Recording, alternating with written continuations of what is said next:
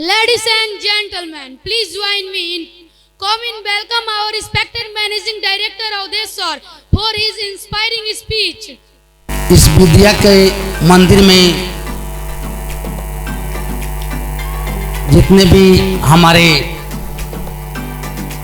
दर्शकगण बैठे हुए हैं, मैं उनको नमन करता हूँ। माँ सरस्वती को नमन करता हूँ। परम आदरणीय हमारे स्कूल के डायरेक्टर मातृशक्ति धर्मशिला देवी जी, अनिल सर, प्रिंसिपल स्वर्णिंग सर, शिक्षकगण, शिक्षिका, अभिभावकगण, हमारे स्कूल के कल के IAS IPS डॉक्टर इंजीनियर बनने वाले बच्चे, आज बहुत खुशी की बात है कि हमारे स्कूल का आज पहला वार्षिक उत्सव मनाया जा रहा है। आप देख रहे हैं कि इस स्कूल में क्या क्या 10 महीने में सिखाया गया है, ये आपके सामने एक झलक है। आमतौर पर देखा जाता है कि जो छोटे छोटे बच्चे होते हैं नर्सरी में, तो लोग इसलिए एडमिशन कराता है कि सिर्फ उठना और बैठना जाने। दोस्तों, मैं ये कहना चाहता हूँ कि बहुत से गार्जियन देख रहे होंगे कि आकर के यहाँ पर 10 दिन 12 दिन अपने बच्चों के साथ में बैठते थे, उनका बच्चा यहाँ रहना नहीं चाहता था। लेकिन हमारे शिक्षकगण का, हमारे मैडम लोग का देन है कि आज जितने भी बच्चे हैं मात्र 10 महीने के अंदर में सिर्फ बैठना सीखना नहीं जाने, बाकी स्कूलों में क ख ग घ सीखते हैं, पढ़ना सीखते हैं। यहाँ पर टेबल जान गए हैं, A for Apple, B for baby, eye ear सब कुछ जान गए हैं। ये हमारे 10 महीने का मेहनत का फल है। दोस्तों, आज मैं बताना चाहूँगा कि आज होता क्या है शिक्षा के क्षेत्र में। सबसे पहले तो बात मैं ये बताऊंगा कि यह जो कार्य किया गया है, यहाँ हम लोग को जो चंपारण का धरती है, बहुत गौरवान्वित धरती है। यह धरती बापू की कर्म भूमि, महात्मा बुद्ध की ज्ञान भूमि, सीता मैया की स्वयं लौह उसकी जन्म भूमि है।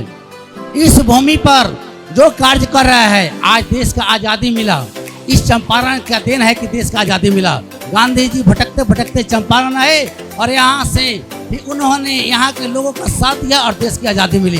दोस्तों, उसी तरह आज इस चंपारण भारत में सबसे ज़्यादा IAS और IPS बिहार से निकलते हैं। दोस्तों, वो दिन दूर नहीं कि सिर्फ बिहार में पहला स्थान पूर्वी चंपारण का होगा और पूर्वी चंपारण में हरसिद्धि ब्लॉक का होगा, हरसिद्धि ब्लॉक में पहला स्थान DNA अकेडमी का होगा। दोस्तों, पढ़ाई के लिए गरीबी माने नहीं रखता। आमतौर पर जितने भी स्कूलें हैं उसमें सिर्फ रजिस्ट्रेशन चार्ज है 500 रुपया, और रजिस्ट्रेशन में होता क्या है, 500 से 1000 रुपये रजिस्ट्रेशन चार्ज है।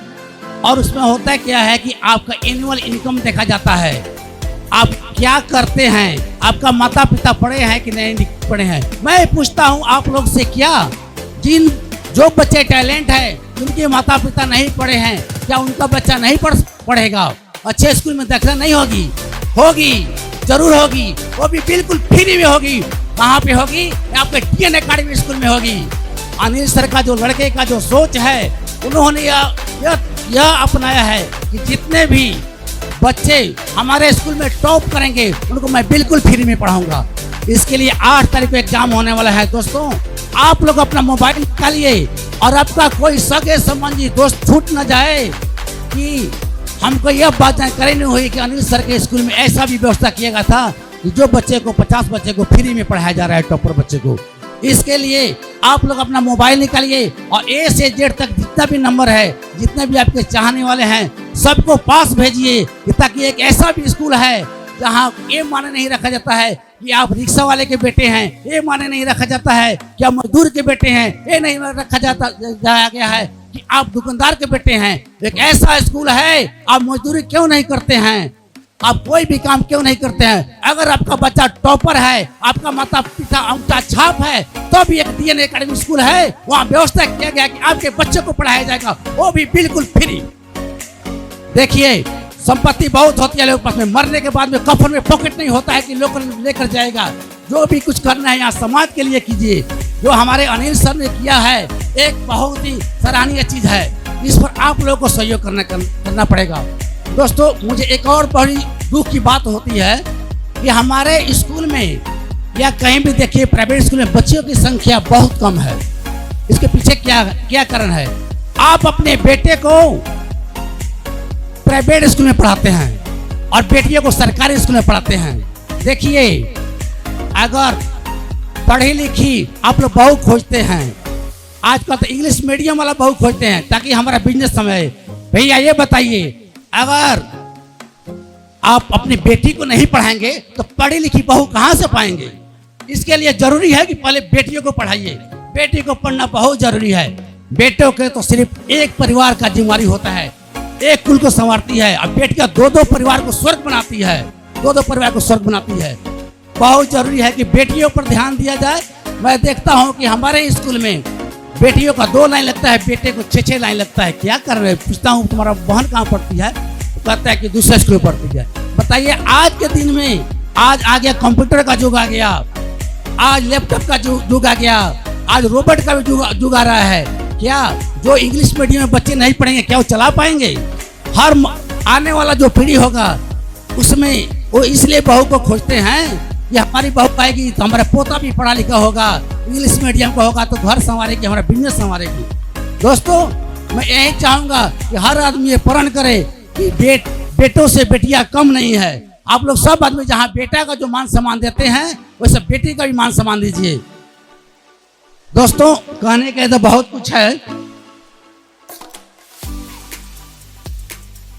गमों की शाम ढलते रहे, गमों की शाम ढलते रहे, खुशियों की बगिया खिलती रहे। आओ हम सब मिलकर कुछ ऐसा करें, शिक्षा की ज्योति डीएन अकेडमी हरदम जलती रहे। दोस्तों, हम लोग का एक सपना है कि हमारे डायरेक्टर साहब का जब देहांत हो तो इस हरसिद्धि से कंधा देने वाला सिर्फ IAS, IPS, डॉक्टर, इंजीनियर हो। एक सपना तभी पूरा होगा जब आप लोग चाहेंगे। हर एक गांव से, हर एक पंचायत से IAS और IPS निकलेगा जब आप लोग का सहयोग रहेगा। अनिल सर साइंस का टीचर हैं और उन्होंने, मैं देखा कि मेरा बेतिया में वो गए थे इंटरव्यू लेने के लिए टीचर लोग को, तो 50 आदमी मात्र 2 आदमी को चुना।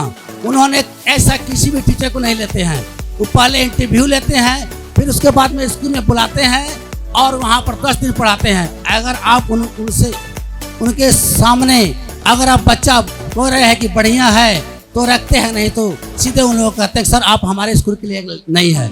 आज क्या होता है, बड़े बड़े स्कूल में जाइए, होता क्या है, शोषण होता है। लेकिन अनिल सर का ऐसा कोई बात नहीं है। आज देखिए जो बुक चलता है, हमारे बेतिया का मैं रहने वाला हूँ, मैं देखता हूँ एक बच्चे का 10,000 12,000 का बुक होता है और वो भी बुक हर साल सिलेबस चेंज हो जाता है और कूड़े के भाव में बेचना पड़ता है। दोस्तों, जो हम लोग जब बच्चे थे तो एक किताब को जब तक पूरी तरह से फटता नहीं था, हम लोग दादी चाची हम लोग को शीशी के देती थी, उस किताब से हम लोग पढ़ते थे। आज नया किताब क्या होता है, कूड़ा का ढेर में जाता है। शहर में, बड़े बड़े शहर में हर साल सिलेबस चेंज हो जा रहा है। जब उसी सब्जेक्ट को पढ़ना है तो सिलेबस चेंज करने की क्या जरूरत है? दोस्तों, मैं यही चाहूँगा कि आप लोग कोऑपरेट करते रहिए। वो दिन दूर नहीं कि बेतिया मोतिहारी नहीं, पूरा बिहार का नंबर 1 स्कूल बनेगा।